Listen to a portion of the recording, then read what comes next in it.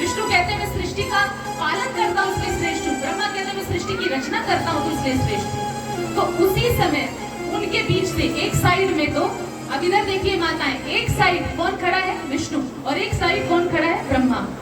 ब्रह्मा विष्णु के बीच से ही अग्नि की ज्वाला उत्पन्न होती है। क्या उत्पन्न होता है? अग्नि की ज्वाला, और वो ज्वाला पूरे आकाश को स्पर्श कर रही है।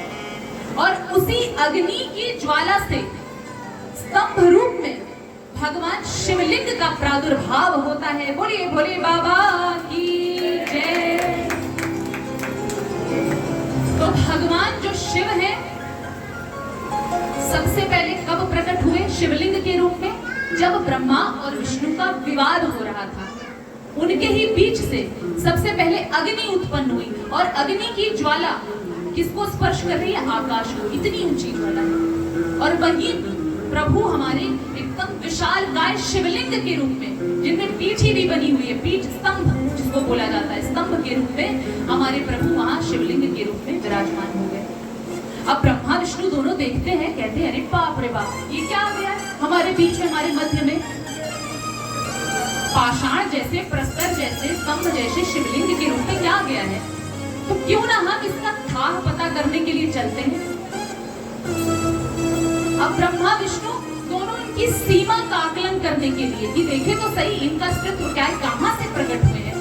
तो ब्रह्मा नीचे की तरफ से, विष्णु ऊपर की तरफ से, था पता करने के लिए कि इनका प्रादुर्भाव ये कैसे अचानक से, हम दोनों बात कर रहे हैं आपस में, ये क्या है? ये उनको कुछ समझ में नहीं आ रहा है कि ये शिवलिंग है। उनको ये भी नहीं पता चल रहा है ये पाषाण रूप में, पत्थर रूप में, अग्नि की ज्वाला में से क्या उत्पन्न हो गया है। तो पहले तो विष्णु जाके था पता करते हैं, कहते ब्रह्मा कहते पहले एक बार तुम जाकर आओ, फिर उसके बाद मैं जाऊंगा। तो पहले विष्णु जाकर पता करके आते हैं। उनको कहीं से कुछ पता नहीं चलता, पूरे ब्रह्मांड में हर जगह पता करने की कोशिश करते हैं, लेकिन उन्हें पता नहीं चलता। तो विष्णु जी कहते हैं मैं तो थक गया, मुझे थक हार गया, मुझे कुछ नहीं पता है, अब आप जो है पता कर लीजिए। तब ब्रह्मा जी पता कर आते हैं। तो ब्रह्मा जी जब आते हैं तो ब्रह्मा जी झूठ बोल देते हैं। महाराज ब्रह्मा जी क्या झूठ बोलते हैं? किससे झूठ बुलवाते हैं? केतकी से। केतकी को बोलते हैं कि तुम बता देना, मुझे तो पता चल गया है कि इसका प्रादुर्भाव कहां से हुआ, इसका सीमा कहां तक है, कहां से इसकी उत्पत्ति हुई, सब कुछ बता देना। जब पूछे सारे देवता मुनि ऋषिगण पूछे कि तुमने पता कर लिया है, तो ब्रह्मा कहते हैं केतकी से तुम हाँ बोल देना। मेरी तरफ भी तो कोई ऐसा होना चाहिए। ब्रह्मा जी ऐसा सोचते हैं मैं अगर अकेला बोलूंगा तो कोई विश्वास नहीं करेगा। क्यों नहीं करेगा? क्योंकि विष्णु ने तो पता किया नहीं, और मैं भी अकेला एक बोलूंगा तो कहेगी जब विष्णु नहीं पता कर पाए तो तुम्हारी क्या होगा। तो केतकी को ले लिए, केतकी देवी को, तो केतकी देवी भी हाँ में हाँ मिला ली। अब आकाशवाणी होती है कि अरे मूर्खों, तुमने इतना अनर्थ कर दिया। और यहाँ तो ब्रह्मा जी जो भगवान परम महादेव, जो परम ब्रह्म के रूप में है, जिनको कोई देख नहीं सकता, यदि देखना भी चाहे तो भक्ति के द्वारा देख सकता है, जो ब्रह्मा विष्णु रुद्र को बनाने वाला है, उसी के विषय में वाद विवाद हो रहा है और झूठ बोला जा रहा है। अब तक तो मैं इस केतकी के पुष्प को धारण करता था, लेकिन आज से, इवन अभी से, मैं इस केतकी के पुष्प को धारण नहीं करूंगा। इसीलिए तो भगवान शिव के आप न केतकी का पुष्प चढ़ा सकती है, न चंपा का पुष्प चढ़ा सकती है, और ना ही फिर केवड़े का नहीं चढ़ा सकती है। अब भगवान शिव ही एक तो निर्गुण यानी शिवलिंग के रूप में प्रकट हुए हैं। अब ब्रह्मा विष्णु का समाधान करने के लिए सगुण रूप में भी प्रकट हो जाते हैं कि ब्रह्मा विष्णु तुम्हें विवाद करने की कोई भी आवश्यकता नहीं। तुम मेरे वामांग से पैदा हुए हो। वामांग से कौन पैदा हुआ है? विष्णु। और दाहिने भाग से कौन पैदा हुआ है?